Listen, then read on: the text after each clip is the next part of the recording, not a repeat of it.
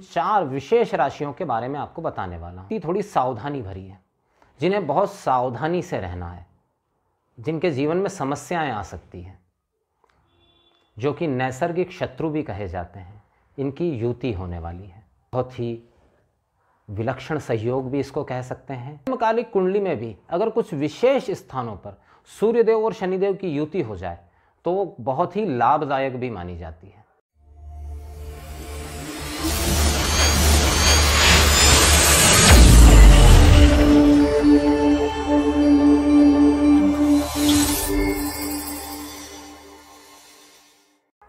नमस्कार, जय मां शारदा। अकाया वैदिक एस्ट्रो में एक बार फिर से आपका स्वागत है। मैं हूं पंडित श्याम भारद्वाज और आज मैं उपस्थित हुआ हूं ग्रहों के राजा सूर्यदेव। राशि परिवर्तन करने जा रहे हैं। वर्तमान में पिछले 30 दिनों से सूर्यदेव जो हैं वो शनिदेव की सामान्य राशि मकर में संचरण कर रहे थे। वहाँ से राशि परिवर्तन करके पहुँच जाएंगे शनिदेव की मूल त्रिकोण राशि कुंभ में। अब कुंभ राशि में पहले से ही शनिदेव मौजूद हैं, तो वहाँ पिता पुत्र, जो कि नैसर्गिक शत्रु भी कहे जाते हैं, इनकी युति होने वाली है। बहुत ही विलक्षण सहयोग भी इसको कह सकते हैं और कुछ राशियों के लिए बहुत नकारात्मक सहयोग भी इसको कह सकते हैं। बुध देव भी वहीं हैं, तो एक ही समय पर जहां बुधादित्य योग का निर्माण कुंभ राशि में हो रहा है, वहीं पर सूर्यदेव और शनिदेव की युति से एक नकारात्मक योग का भी निर्माण हो रहा है। अब कई ज्योतिषियों द्वारा और कई जगह पर यह बात कही जाती है कि सूर्यदेव और शनिदेव की युति अच्छी नहीं होती, लेकिन एक बात का ध्यान रखिएगा यहाँ पर कि ये जो युति बन रही है ये शनिदेव की राशि में बन रही है, ये सूर्यदेव की राशि में नहीं बन रही है, या सूर्यदेव की उच्च राशि जैसे मेष उसमें नहीं बन रही है। और जैसा कि सर्वविदित है, ज्योतिषीय जो विद्या है उसके द्वारा इस बात को कहा जाता है कि शनिदेव न्याय प्रिय ग्रह हैं, सूर्य के देव के पुत्र माने जाते हैं। तो इस चीज़ को आप ऐसे समझिए कि मान लीजिए यहाँ पर यह स्थिति है कि यहाँ सूर्यदेव अपने पुत्र के घर में जा रहे हैं, यानी कि शनिदेव के घर में। तो एक वैधानिक नियम है कि जब पिता पुत्र के घर में जाता है तो चाहे दोनों का वैचारिक, दोनों में कितने ही मतभेद हों, लेकिन पिता को सम्मान दिया जाता है। न्यायपूर्ण बात यही होती है, और शनिदेव न्याय के देवता हैं। तो जैसे सूर्यदेव या शनिदेव की युति जब सिंह राशि में हो जाती है तो वो ज़्यादा नकारात्मक मानी जाती है, क्योंकि पिता के घर में जब पुत्र जाता है तो ये निर्भर करता है कि पिता चाहे तो उसका सम्मान करे, उसको अच्छे से रखे, नहीं रखे ये पिता का निर्णय है। लेकिन पिता जब पुत्र के घर में जाएंगे तो निश्चित रूप से उन्हें सम्मान दिया जाता है। इसलिए जन्मकालिक कुंडली में भी अगर कुछ विशेष स्थानों पर सूर्यदेव और शनिदेव की युति हो जाए तो वो बहुत ही लाभदायक भी मानी जाती है और कुछ स्थानों पर नकारात्मक भी मानी जाती है। अब मैं उन 4 राशियों के बारे में आपको बताने वाला हूं जिनके लिए युति थोड़ी सावधानी भरी है, जिन्हें बहुत सावधानी से रहना है, जिनके जीवन में समस्याएं आ सकती हैं। आपको उन 4 विशेष राशियों के बारे में आपको बताने वाला हूं।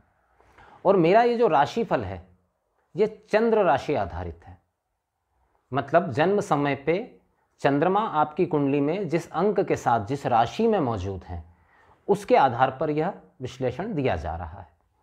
अगर आपको आपकी जन्म राशि के बारे में जानकारी नहीं है तो आप दिए गए नंबरों पर कॉल करके अपनी कुंडली बनवा सकते हैं, अपनी राशि के बारे में जानकारी प्राप्त कर सकते हैं कि आपकी जन्म राशि कौन सी है।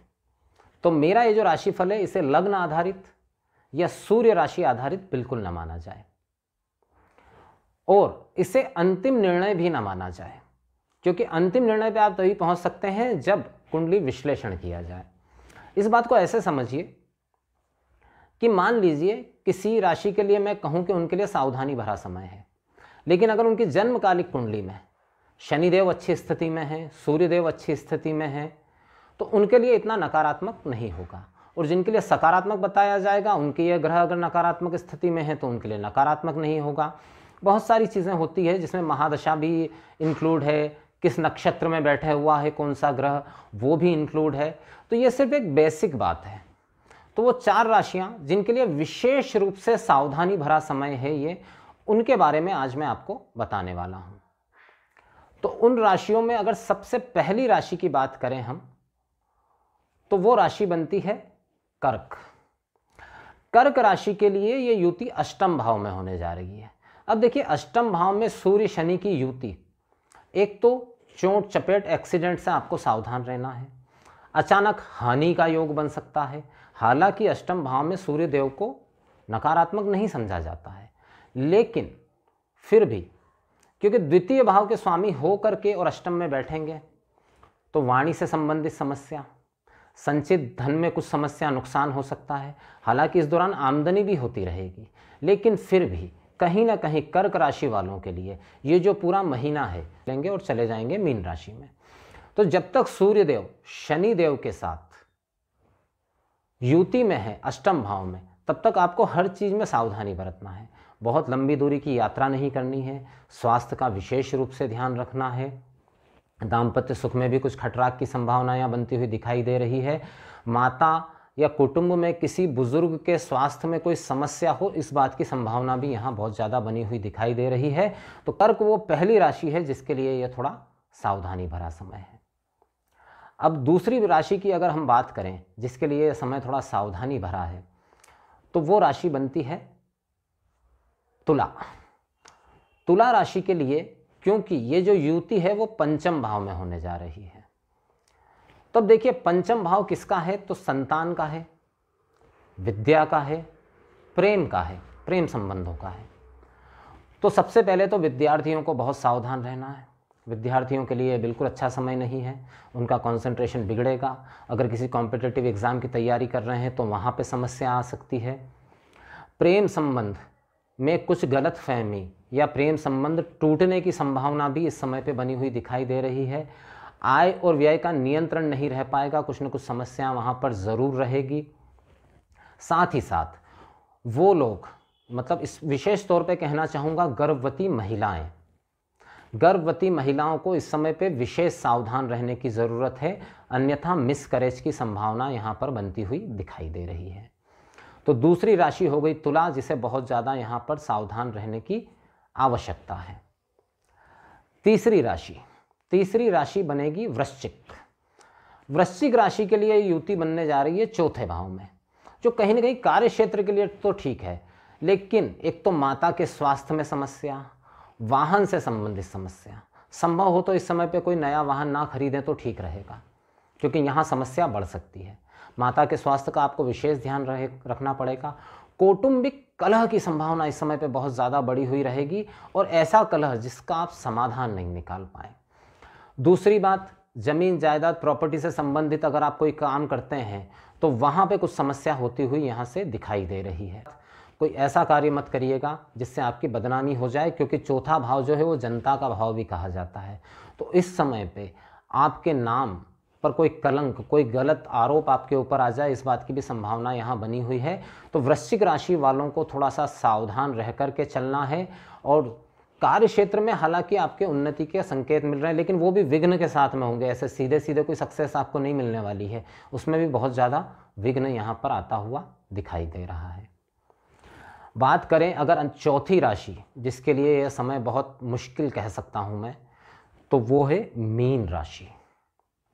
मीन राशि के द्वादश भाव में यह युति बनेगी। अब द्वादश भाव वैसे ही अच्छा नहीं है सूर्यदेव के लिए, शनिदेव के लिए भी अच्छा नहीं माना जाता, क्योंकि जीवन में साढ़े साथी शुरू ही द्वादश भाव से होती है। तो साढ़े साथी का पहला ढैया तो चल ही रहा है मीन राशि पर। ऐसे में सूर्यदेव की युति हो जाना शनिदेव के साथ, एक तो व्यर्थ खर्च, स्वास्थ्य संबंधित समस्याओं पर खर्च, भले ही आपका स्वयं का स्वास्थ्य खराब ना हो, पर घर में किसी न किसी का स्वास्थ्य खराब हो सकता है। यात्राओं में अत्यंत सावधानी रखनी है, चोट एक्सीडेंट की संभावना बहुत ज़्यादा है। अगर आप किसी ऐसे कार्य क्षेत्र में हैं जो लीगली ठीक नहीं है, तो वहाँ आपको विशेष सावधान हो जाना है, किसी लीगल प्रॉब्लम में आप फंस सकते हैं। तो मीन राशि वालों को अत्यधिक सचेत रह करके इस समय को निकालना है। ज़्यादा लंबा समय नहीं है, 30-32 दिनों का समय है। अगर आप थोड़ी शांति बना कर रखेंगे, कोई भी बड़ा इन्वेस्टमेंट इस दौरान नहीं करेंगे, तो आप इस समस्या से बचे रहेंगे। तो ये थी वो 4 राशियाँ जिन्हें बहुत ही सावधानी की ज़रूरत है। अगर आप अपनी राशि के बारे में जानना चाहते हैं कि उसके लिए आने वाला ये समय या सूर्य का ये राशि परिवर्तन कैसा रहने वाला है, तो आप कमेंट बॉक्स में मुझे अपनी राशि लिखकर भेज सकते हैं। अगर आपको आपकी राशि नहीं मालूम तो आप अपना डेट ऑफ बर्थ और टाइम जो है वो कमेंट बॉक्स में लिख करके भेज सकते हैं, या दिए गए नंबरों पर कॉल करके अपनी कुंडली बनवा सकते हैं। और साथ ही साथ एक बात बताना चाहूँगा कि ये जो राशिफल होता है ये बहुत बेसिक सतही बात है। अगर आप अपने जीवन में कोई बड़ा निर्णय लेना चाहते हैं, कोई बड़ा कार्य करना चाहते हैं, तो कुंडली विश्लेषण अत्यंत आवश्यक है। इसी के साथ अपने शब्दों को यहीं विराम देता हूँ। जय माँ शारदा।